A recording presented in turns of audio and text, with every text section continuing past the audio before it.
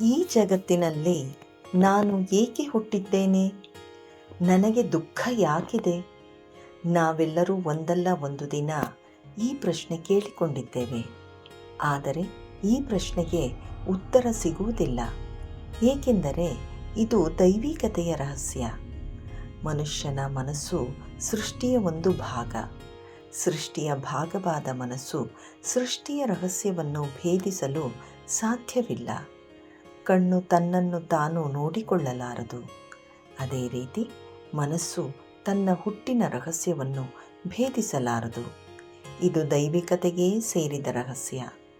ನಾವು ಅದನ್ನು ದೈವಿಕತೆಗೆ ಬಿಡೋಣ. ನಮ್ಮ ಮನೆಯಲ್ಲಿ ವಿದ್ಯುತ್ ಬಳಸುತ್ತೇವೆ. ವಿದ್ಯುತ್ ಯಾಕೆ ಇದೆ ಅಂತ ಗೊತ್ತಿಲ್ಲದಿದ್ದರೂ ಅದನ್ನು ಸರಿಯಾಗಿ ಉಪಯೋಗಿಸಲು ಕಲಿತಿದ್ದೇವೆ. ಹಾಗೆಯೇ ಈ ಮನುಷ್ಯನ ಜನ್ಮ ಯಾಕೆ ಸಿಕ್ಕಿತು ಎಂದು ಅರಿಯದಿದ್ದರೂ ಇದನ್ನು ಸರಿಯಾಗಿ ಉಪಯೋಗಿಸಲು ಕಲಿಯಬಹುದು. ದೇಹ, ಮನಸ್ಸು, ಬುದ್ಧಿ ಇವೆಲ್ಲವೂ ನಮ್ಮ ಒಳಗಿನ ವಿಕಾಸಕ್ಕಾಗಿ ದೈವಿಕತೆ ನೀಡಿರುವ ಸಾಧನಗಳು. ಎರಡು ರೀತಿಯ ಸಾಧಕರಿದ್ದಾರೆ. ಒಬ್ಬರು ಕೇಳುತ್ತಾರೆ, ದೇವರು ಈ ಸೃಷ್ಟಿಯನ್ನು ಏಕೆ ಮಾಡಿದ? ಅವರು ಚಿಂತನೆಯಲ್ಲೇ ಸುತ್ತುತ್ತಾ ಉಳಿಯುತ್ತಾರೆ. ಇನ್ನೊಬ್ಬರು ಕೇಳುತ್ತಾರೆ, ನನ್ನ ನಿಜ ಸ್ವರೂಪ ಅರಿಯಲು ಈ ಜನ್ಮವನ್ನು ನಾನು ಹೇಗೆ ಬಳಸಲಿ? ಅವರು ಸಾಕ್ಷಾತ್ಕಾರದ ದಾರಿಯಲ್ಲಿ ನಡೆಯುತ್ತಾರೆ.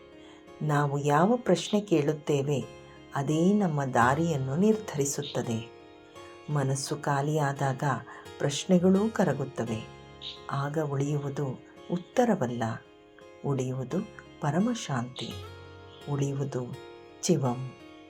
ಈ ಮಾತು ನಿಮ್ಮ ಮನಸ್ಸನ್ನು ಮುಟ್ಟಿದ್ದರೆ ನಿಮ್ಮ ಪ್ರಿಯರೊಂದಿಗೆ ಹಂಚಿಕೊಳ್ಳಿ. ನಮಃ ಶಿವಾಯಂ.